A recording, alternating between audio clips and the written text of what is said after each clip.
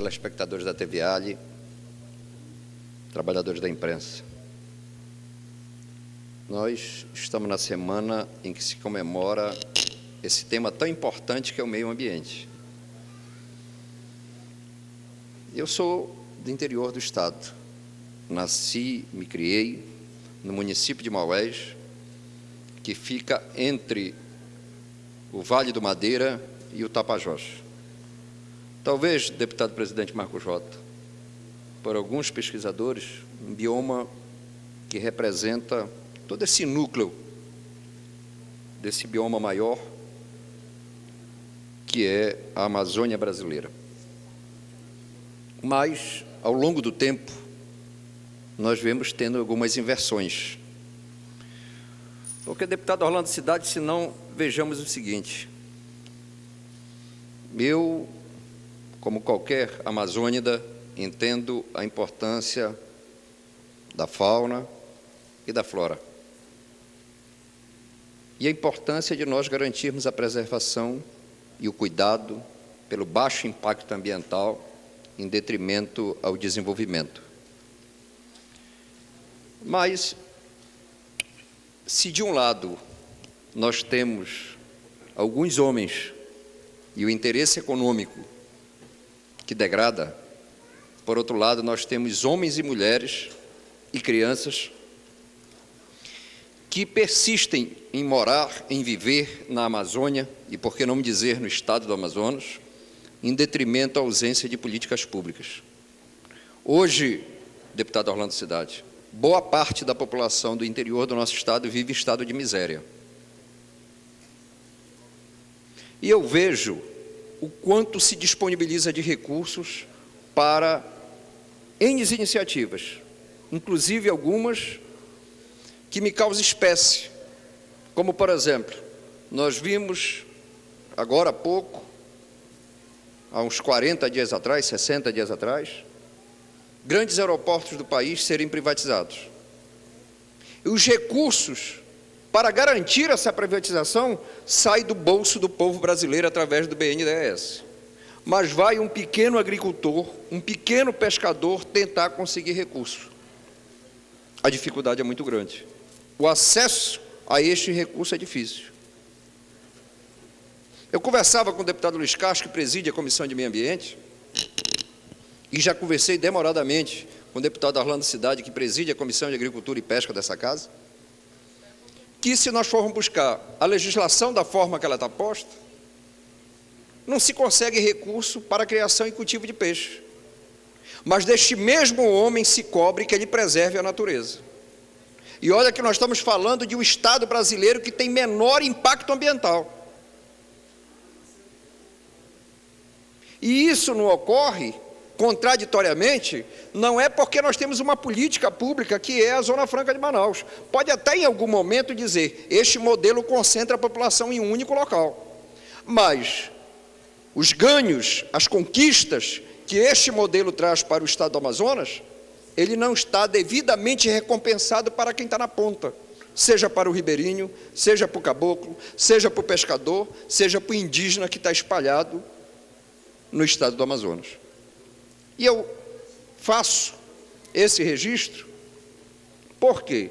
Porque nós temos desafio, nós temos o desafio do tratamento de esgoto, nós temos o desafio do destino do resíduo sólido, nós temos o desafio de melhor compreender essa relação homem e meio ambiente. Nós temos esses desafios, nós temos. Mas esse cidadão ao que eu me refiro é aquele que na grande maioria a energia não chegou.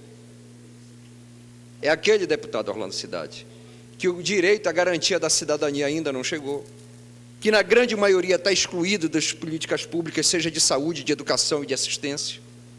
É a esse que eu me refiro. E que é esse que ocupa quem está lá na floresta. Mas quem decide o que ele vai fazer e o que não vai fazer, são pessoas que, com certeza, só pelo fato, deputado Marcos Jota, de saírem da sua casa, irem trabalhar e voltar, poluem mais do que eles. Porque, com certeza, consome mais energia do que eles. Porque, com certeza, consome mais do que ele, então produz mais lixo.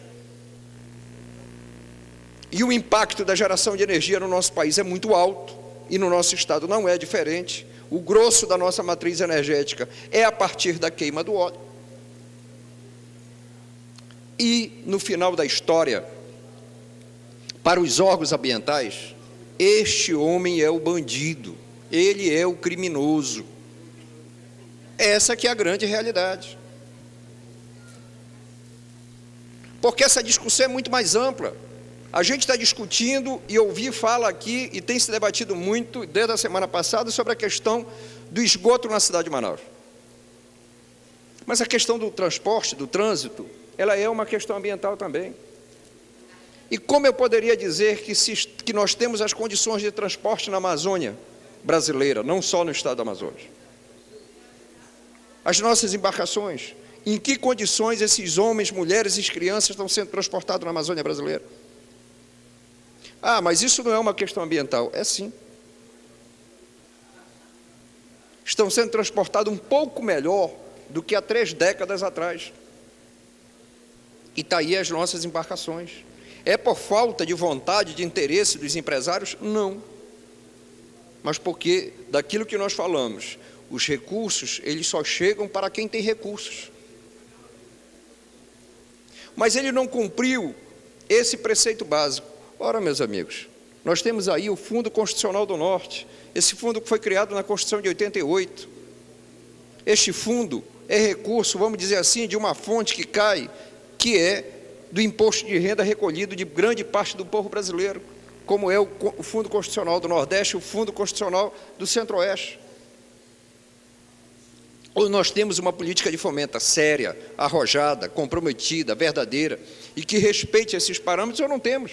Ou nós vamos ficar nessa história de faz de conta.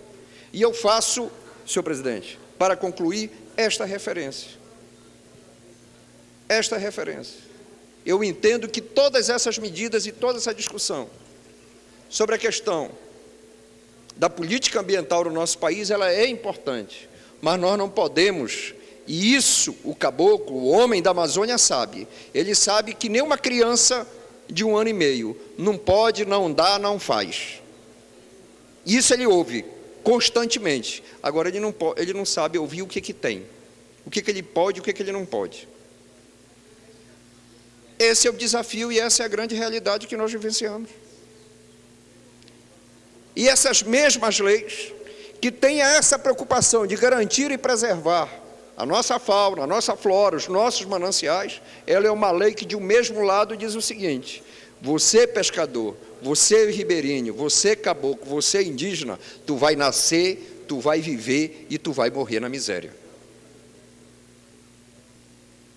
As leis ambientais, elas têm que estar em conformidade na questão do seu cumprimento.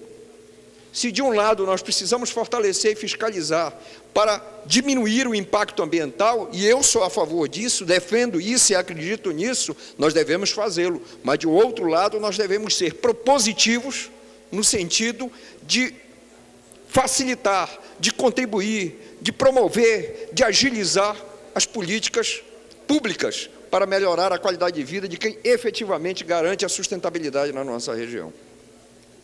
Porque senão, deputado Orlando Cidade, Vossa Excelência, que tem essa capacidade aí de articular em Manacapuru, mas tem suas origens no Rio Madeira.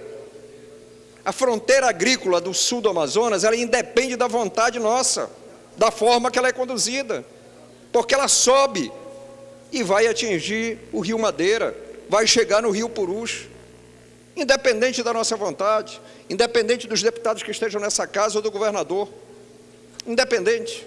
Por quê? Ou nós temos uma política clara para o homem do Amazonas, muito clara, que garanta sustentabilidade e qualidade de vida, ou nós estamos discutindo, veta Dilma, não veta Dilma, e quem fiscaliza, e quem acompanha, e quem verifica?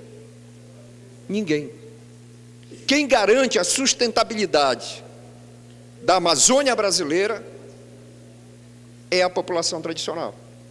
Eles sim garantem a sustentabilidade. Não é o fiscal do IBAMA, não é o fiscal do IPAAM.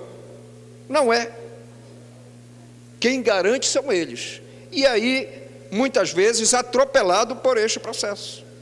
que nós precisamos aprofundar. Vou concluir, senhor presidente.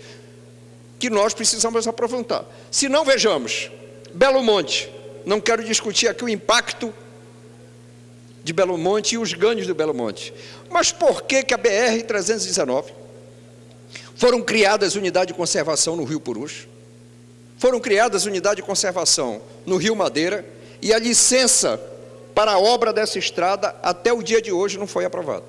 Ou quer dizer o seguinte: Amazonas, não, tu fica de fora do projeto de desenvolvimento do país. Você serve para que a gente possa fazer as compensações do Mato Grosso, de Goiás, de São Paulo, do Rio Grande do Sul, do Paraná, de Santa Catarina. E lá você será a nossa reserva, que nós vamos determinar isso. Até o Pará pode, mas o Amazonas tu não pode. Então nós precisamos aprofundar essa questão do debate ambiental, porque senão nós vamos ficar discutindo o varejo, e não discutindo a qualidade de vida das pessoas que moram na floresta, não discutindo o interesse verdadeiro econômico, não discutindo a viabilidade econômica da nossa região, e que passa também pelo interesse econômico do nosso país.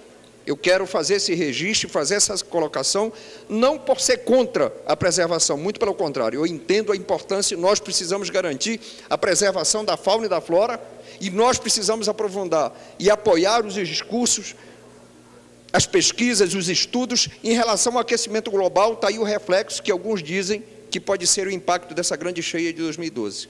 Mas faça esse registro, senhor presidente, com o sentido de buscar este alerta, porque senão nós fazemos o discurso do que é valioso e do que é precioso, mas nós não discutimos efetivamente aquilo que interessa ao desenvolvimento harmônico com qualidade de vida e sustentabilidade ambiental. Era o que eu tinha a dizer. Meu muito obrigado e um bom dia a todos.